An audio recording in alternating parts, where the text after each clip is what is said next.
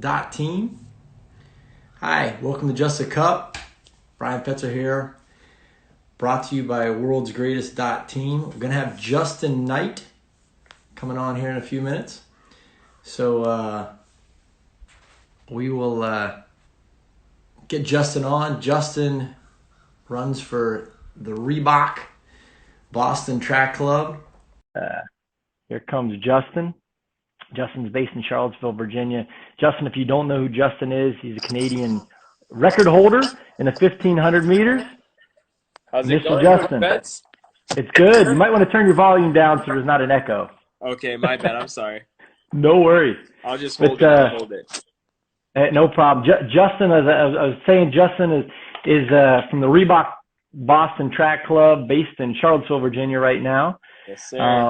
Justyn, with three-time NCAA champ, once leading Syracuse to the team title in cross country, and then 2 individual titles. And for those of you that like the mile, 3:55.82. Is that right? Yes, PB sir. in the mile? 3:55. That's my PR. Hey, jumping under the good old 4-minute barrier. Yeah. And I used to have a good stat with that too.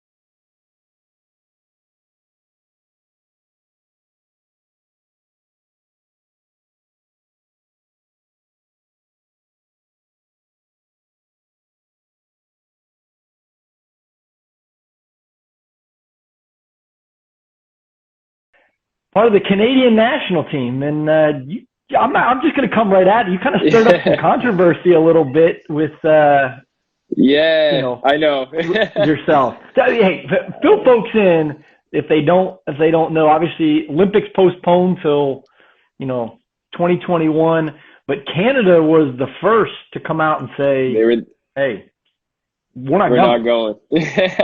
They were the first, and I felt so bad because you know how it is, saying something online versus like saying it visually in person or something absolutely. It leaves room for error and for people to interpret what you're saying. And, I hold a little bit of responsibility to that too, because I wrote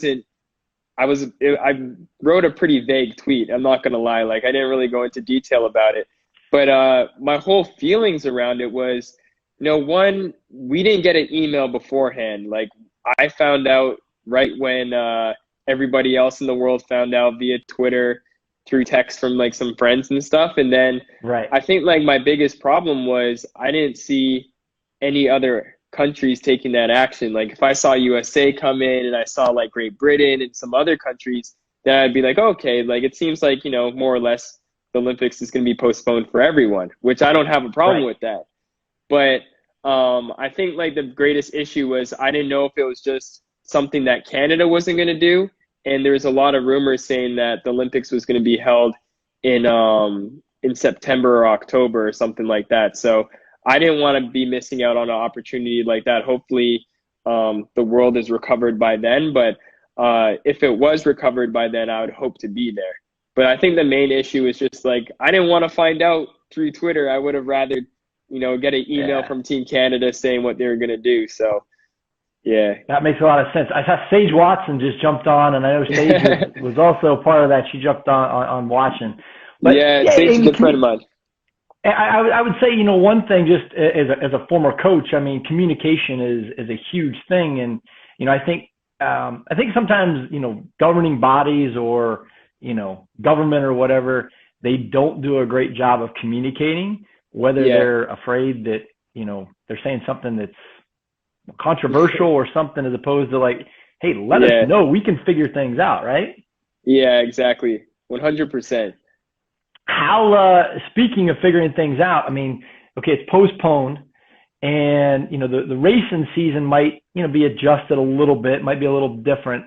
Things, we've heard things like England has said they're going to run a national championship beginning of August. USATF hasn't come out with anything yet, but, how's training going? What adjustments have you made, and Coach Fox and everybody down there, to kind of deal with what's going on? Yeah, and Coach Fox is a pretty lackadaisical type of guy. Coaching against them in the ACCs, he's one of the best at what he does. And I think like having a coach that is just so calm about things, it brings a lot of comfort in like a lot of uncertain times. Not being the only one, but there's a lot of times where him being so calm about things has just brought comfort towards me. And what we decided to do is just, we don't want to get stronger. We don't want to get fast, or we do want to get stronger, but we don't want to start developing a base like we would at the end of a track season, as if we were, building up for indoors or, cross country in the past or whatever. So, and I don't want to get faster right now too, because technically like there's not going to be any important meets anytime soon. So what we've been doing is just trying to maintain, and maintaining has been really good for me. I've just been doing, around like maybe 50 miles a week or so, working out once a week. That would be on Tuesday. So I just finished my workout today, and then doing strides on Fridays, like exaggerated strides, and then having a long run on Saturday. So we've just been trying to maintain our shape that we were already in, and I was in great shape. You'd be so proud of me. That's awesome. I love it. It wasn't like last year. I was in good shape this year. So. But that, that's one of the things I think as an athlete. I mean, last year was your first, year as a pro, and I would say, that's such a tricky year, because you go from the whole team concept, you go from the whole to this. How much different was that last year to this year, and what advice could you give to maybe somebody that's in that same situation? 100%. And I think there's so many stuff that's different, and it doesn't. And I think the one thing I would stress to anybody that's watching right now, that needs advice in terms of learning about, adjusting to the pro life, is that it doesn't matter who you are or what your accolades are, it is going to be different for you. And there's a lot of people that kind of ease straight into it, or there's some people that do, but a lot of people, they need a year or sometimes 2 years to kind of get their groove and understand what it means to be a pro. And I think the biggest obstacle for me was, when I went to Syracuse, the team environment, and I have a team over here, so it's different in the same, but there was always someone watching you. And there's always, you have to show up to practice at 3:30. When everybody's doubling, we meet at the corner at, 7:30 a.m. Core is mandatory. We do it on Mondays, Wednesdays, Thursdays, so we always had this kind of schedule, and, everybody was going through the same schedule together. And, when you're a pro, certain guys on our team, a lot of guys live together, but I live, with my girlfriend over here. So I'm more or less by myself out here in regards of having a teammate. And a lot of the stuff like doing core on my own time, making sure I go out for my doubles and stuff like that. And, even recovery. The other thing is you don't have a training room. I used to live in the training room, Coach Betts, and like and they used to make fun of me too. There was never anything wrong with me. It's so funny, but I've tried every machine that they had to offer in the training room. I just loved it. I swear to God. And I'm just like more of a proactive person, but there's a lot of stuff that when you become a pro, you got to learn to ask for the massages. You got to learn to ask to see the physio.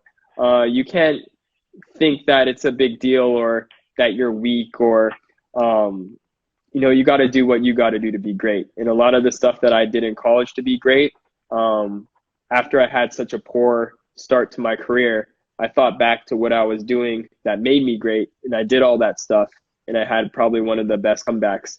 I went from running 4:03 in the mile to running the Olympic standard in the 5K. So yeah, which is a pretty good situation. I mean, that's nice that you have that now, even for all the way, because from what the World Athletics has said, they're pushing all the standards. So did you see that? Have it? Yeah. Did you see what they just tweeted recently? So World Athletics just said that they're suspending qualifying times until December 1st. Yeah, I just saw that right before I got online with you.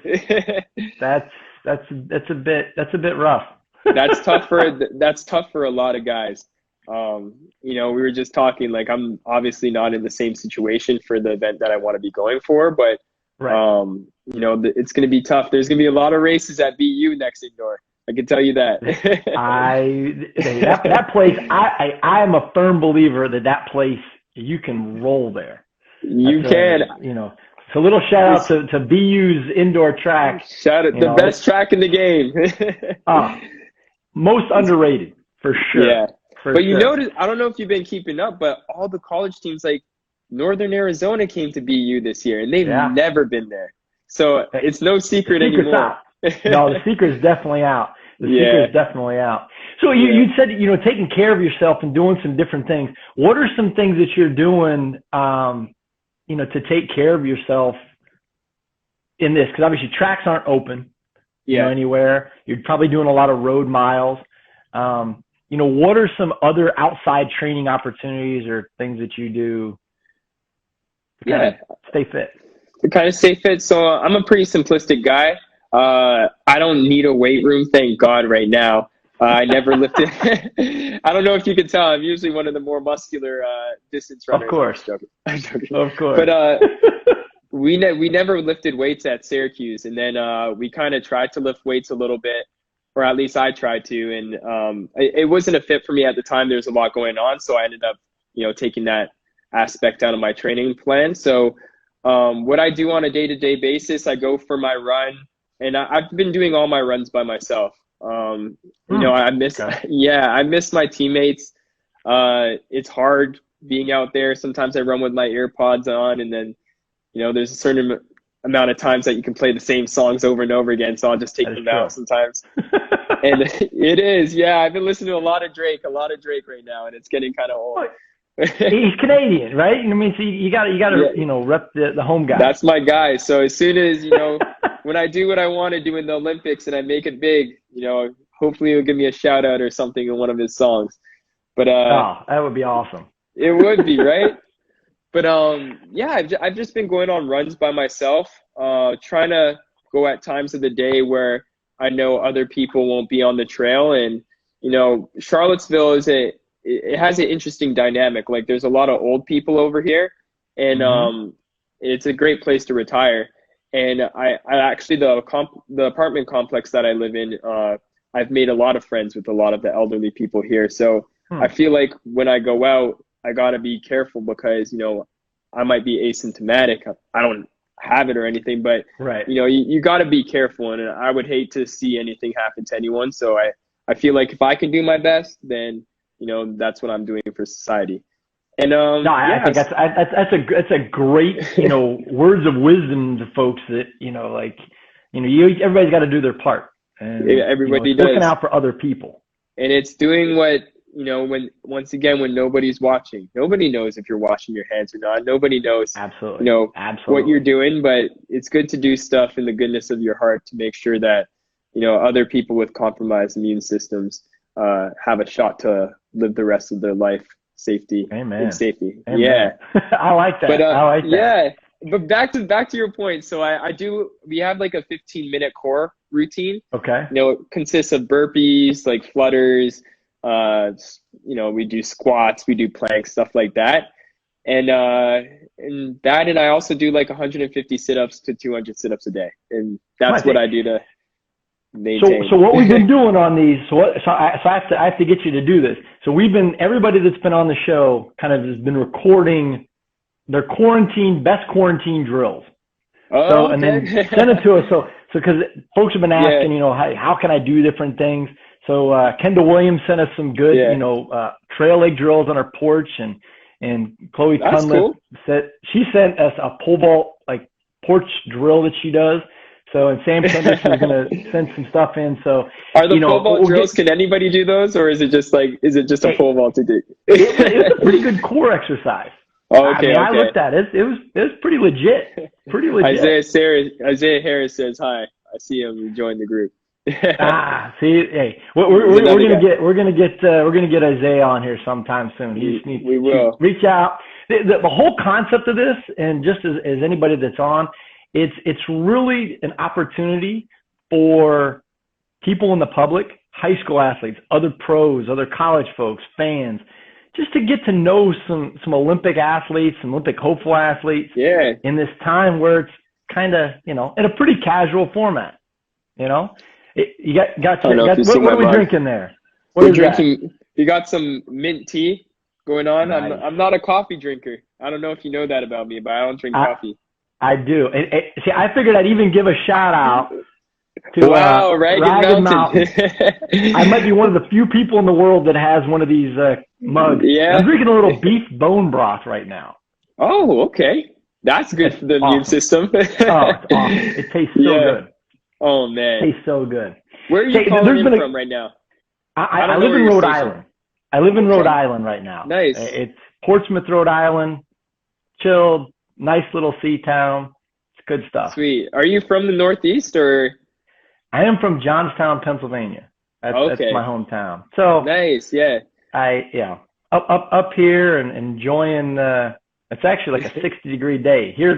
I know people are out in like shorts and like shirtless because it's 60 degrees. Yeah, I'm telling you, and I stand by this. 60 degrees in the Northeast, like being Syracuse, Boston, whatever, is very different than 60 degrees south of the Mason-Dixon. And I stand by that. I like that. It feels so much colder here when it's like, maybe not 60, but like maybe when it's like 50 to 55, it feels colder here. And I'm like wearing sweatsuits and stuff like that. But in Syracuse, I remember, and I was in Syracuse right before Christmas break. Okay. And it got to like 47 and I went out in shorts and I felt great. You know what? I think there's some merit to that. Because, I was out doing some yard work in the garden yesterday, and I was sweating, and it was like 55 degrees. Yeah. Anybody that knows me personally, I'm going out in a jacket in 55 degrees if I was in Charlottesville or any place else. 100%, yeah. So, hey, let's there's, people are going to start asking some questions and getting your opinion on some things. One of the questions that somebody sent in was about your hand gestures at the end of a race. What is that all about? So, I'm trying to think back to whatever I do. So, usually the main one that I do, I'll just, do the cross simple. Right. And, for me, I'm a Christian. I went to Catholic school and, I'm a firm believer of God and everything. And that's just my way of just saying thank you for getting me through and, relaxing me. I always say my prayers before the race. You'll see me on the line. I say a prayer. And then after the race, I say thank you for getting me through that. I have a lot of gestures. There's one video. There's one video that you might know because you're still at Virginia at ACCs. And this video got a lot of attention. And actually, one of the kids on your team didn't like it. And I crossed the line. I remember that. And I started counting the amount of ACC championships that I won. And I got 10. And you know me, like, I'm not a cocky person. Like, usually I'm friends with anyone. It doesn't matter how fast you are. As long as you're a good-spirited person, we can be friends. And before that race, I became really good friends with one of the producers or, like, the cameramen for the ACC. His name's Andrew Bacon. And he came up to me and he's like, Justyn, this is a big race for you. It's going to be your 10th win. So I want you to do something special when you cross the line. I don't know what it is, but you got to give me something for the camera, something that I can run through these commercials. So I had a little bit of time to think about it and I came to that conclusion. And, Most people weren't upset. I remember it well. I remember it well. Trust me. As a coach from an opposing team, I remember it well. But also knowing you, it's you know about it. Hey, somebody just asked. I know how it feels for someone to do that to you, because I remember when Henry Wynn won the DMR for you guys right, at ACCs, right. and he did the LeBron James, and I was like, damn. Oh man, that was so funny. But it's funny enough though, because me and him became good friends after that moment. Like, I didn't really know him before, and then he won, and he went on to be an amazing athlete, and then we crossed paths more often, and we became to be friends. But it's always funny what celebrations we come up with when we cross the line. Oh, absolutely. Henry's going to be on next week, and okay, I'll tune in next week. So it'll be good. Somebody, you mentioned Drake, and somebody asked a question. What's your favorite Drake verse? Oh man, damn. See, can you even say it? I don't. Well, I can say it. I'll probably bleep it out if there's any bad words in here or anything.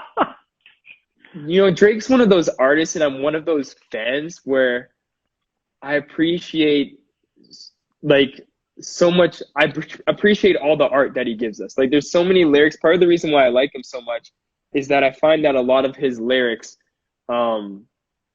speak to me. And it might not be to the situation that he's talking about. Obviously, I can't relate to anything in his life because he's just living on a different level right now. But I find that he does put a lot of simplistic lyrics in there. And, one of them that I was thinking of recently, it comes from this song, Diplomatic Immunity. And he was saying that basically the lyric was, I'm going to buy, what was it? I'm going to buy the building of every door that closed on me. And I felt like that was a powerful lyric, because in life, sometimes people aren't willing to take the risks on you. And sometimes doors are closed on you for whatever reason.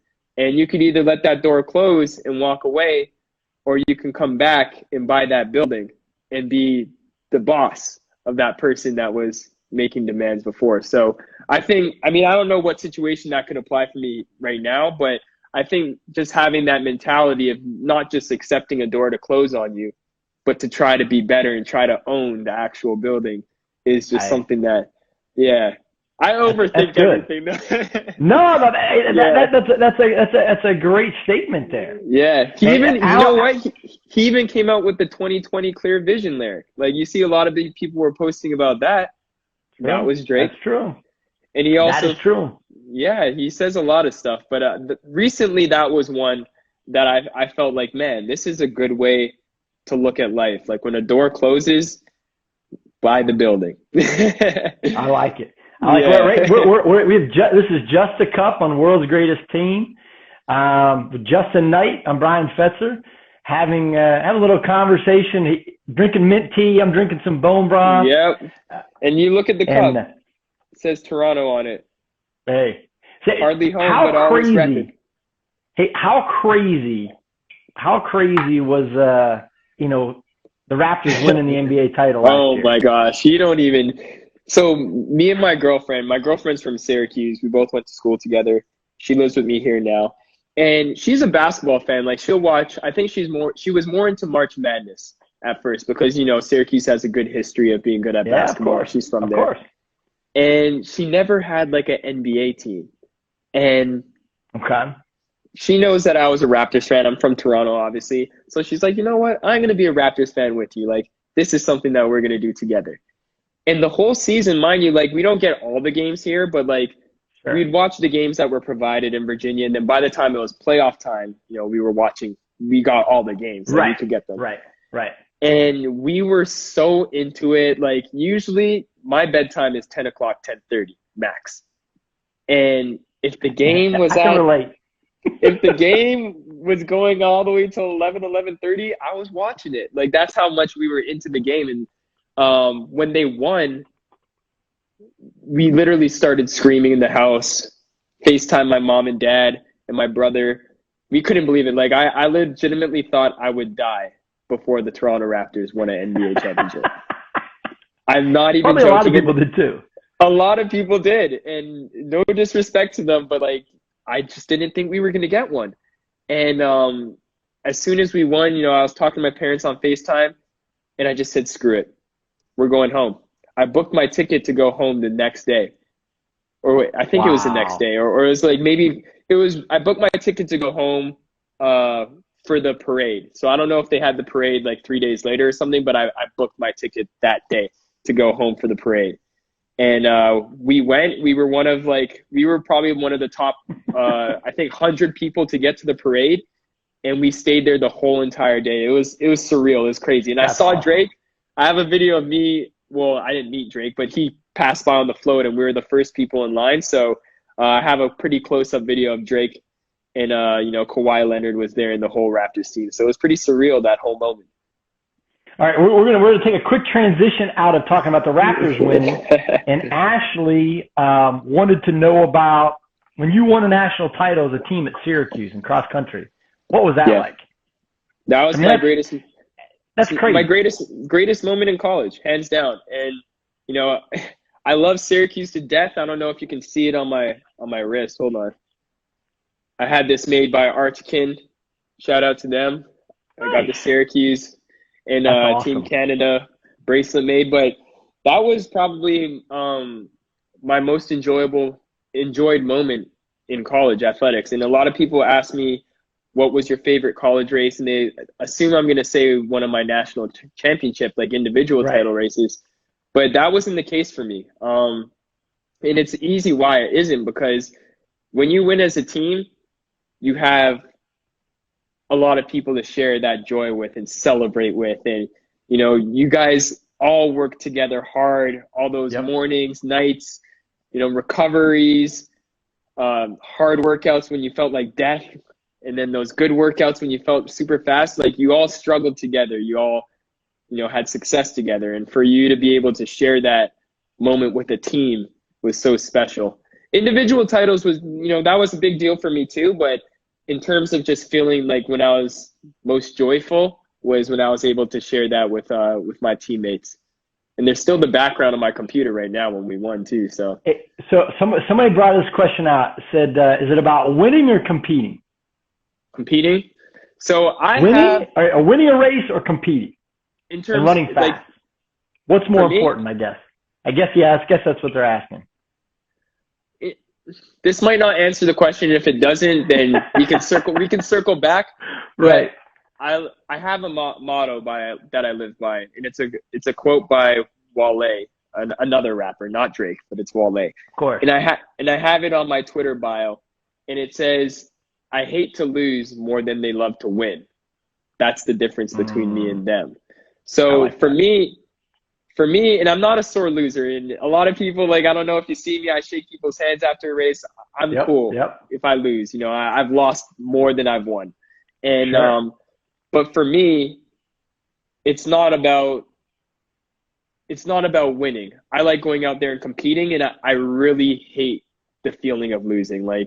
I'm not going to be a bad sport about it, but I really don't like losing. So I'll always go out there and try to be my best. Yeah. Hey, one of your teammates. It's funny.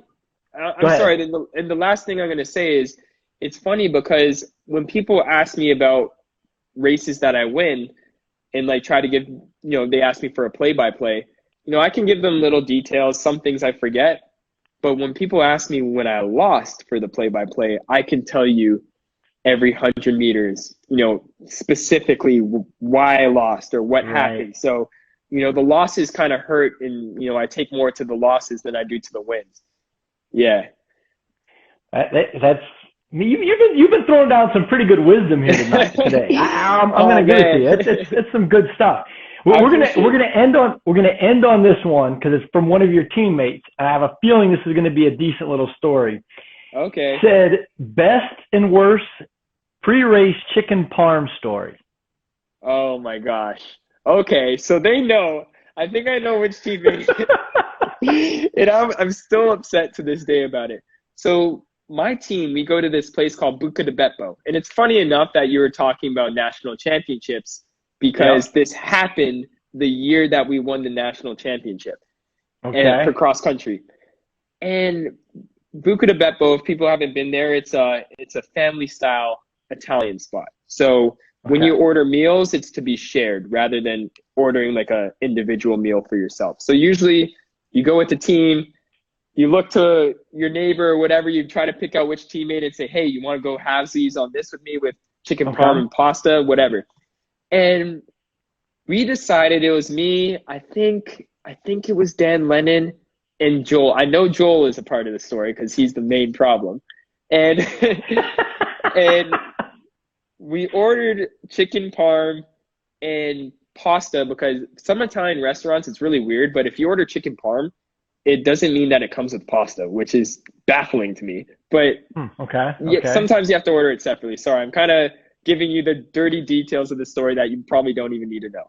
And and so what happened was I talked to Joel, we were going to go halves, and then Dan wanted to get chicken parm as well, and linguine, I guess, was the pasta that we went with. So we ended up splitting like 2 serving sizes for 3 of us. So we had a lot of chicken parms for 3 of us that was going to get split evenly. And so we ordered the chicken parm, we ordered the pasta, and then the pasta comes, and Joel, I don't remember exactly what happened, but Joel just decides that he's not going to eat half of the dish. And then I'm like, okay, that's cool, because he claimed that his stomach was hurting. Long story short, he was just gassy, so he felt fine. And sorry, Joel, but I'm gonna out you on this one. Called you out a little bit. Yeah, and we still laugh about this, so it's all cool. And Joel decides that when the bill comes, that he's not paying his half or his third for the meal.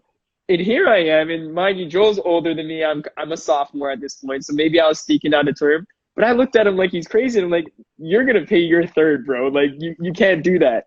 We came to an agreement. I don't care if you ate your food or not, but you ordered it with us, so you gotta pay your third. And like there was this whole kerfuffle. Like I don't remember if he paid it or he didn't, but I remember I was pretty upset after. And I think he might have paid us afterwards. He was just nervous, whatever, and right. And lo and behold, he was just gassy. He was worried about the next day because like he was like our 4th or 5th man. So like we relied on Joel to be there for us, and he ended up running amazing that race. That's awesome. And we went on to win the NCAA championship, and I guess it was all water under the bridge, you know, like whether he paid us or he didn't, like we came out with a championship. So those are the things that I think people that you remember the most about college and the experience and everything is the times with teammates and times with the friendships you share without question. It's crazy. And I have so many stories, and I find myself reminiscing. I try not to reminisce too much because there's a lot of greater days ahead, and there's a lot of great times that I've lived through since being out of college, but college was really special. And I find myself, for those of the kids that are still online, whether you're in college or in high school, every now and then take a step back and realize that you won't get that moment back. And that's something that Coach Fox told to me my last track season when I was at Syracuse. And, there's a lot to be happy for, I'm dealing with school and everything. And then he just told me, he said, Justyn, just realize that like you'll never get this experience again. Mm-hmm. You'll never be on a college team again. Right. And in the moment I heard him, and I have been living knowing that, but it didn't necessarily hit me until I was removed from the program, and it's been like a couple months since graduating from Syracuse. And I'll show you, I've been catching up with some reading here. All right, this is good. I got a big book, and it's called Forever Orange. Nice. And it's this guy Rick Burden that wrote it. He works for Syracuse Athletics, and I'm really close with him. And it's just a book that goes through like the history of Syracuse, like how it was founded, stories, a lot of stuff that you wouldn't know unless you talk to an alumni that went to the school, and they take stories. Right. Yeah, and they did a really, really good job of taking stories from old alumni. And for me, it's been helping me kind of cope with like all my reminiscing, because it's cool to like not only have my own stories, but read other people's stories when they went to Syracuse. And, that school was so special to me. It's part of the reason why I am why I'm here even talking to you right now. So, hey. yeah. And I definitely appreciate it. And, you know, I appreciate the time. What down the road, we'll get back and get you back on this this, For sure. This JUSTACUP kind of keeps going. Thanks for the time, Justyn. No problem. Stay healthy. I'm surprised you didn't bring up my little goatee I have here. I've never actually grown it this far. I actually, somebody wrote on a message and said that the beard is looking solid. They don't gotta lie to me on here. Hey, I mean, mine's got a little white stuff in it now. I don't know where that came from. Maybe I didn't wash well enough. It's all the stress from Virginia, man. maybe that. Yeah. Wait, Justyn, have a great one. Tell everybody down there I said hello and wish you the best, and we'll catch up a little bit down the road. Thank you, and thanks for having me. And those who don't know me and Coach Betts, we've had a good relationship through and through. From when I was a freshman, whenever I came to the UVA, the Virginia Challenge, ACCs, like you. No, the one thing I'll say is that you always, you know, and I haven't had anyone that really showed me disrespect, but you always went above and beyond. You actually made an effort to talk to me and get to know me as an athlete. And being a young athlete, like that goes a long way for a coach that didn't get me to come to his school. You know, I didn't commit to Virginia, but for you to still care for me in a way and be very cordial and very nice and loving and stuff, even though I'm not your athlete, I think that speaks very highly of your character, and I always appreciate that. I definitely appreciate that. Hey, before we go, this Daniel Burton has put a couple messages, and so if you give him a shout out, go to St. Mike's. Shout out to Daniel Burton at St. Mike's. That's Brian. I don't know if you know, but that's my high school. That's your high school, yeah. Yeah, I have a lot of ties. I visit them almost like anytime I'm back home, so it's at least like 4 times a year. I always go to St. Mike's because I live in the neighborhood, and I've met a lot of the kids there, and they're wonderful kids, great kids, very respectful. Awesome. Yeah, and even the fact that he's out here on this live stream, and I'm sorry, Daniel, I didn't see I was scrolling up, and I see that you've been pretty consistent with trying to get that shout out, but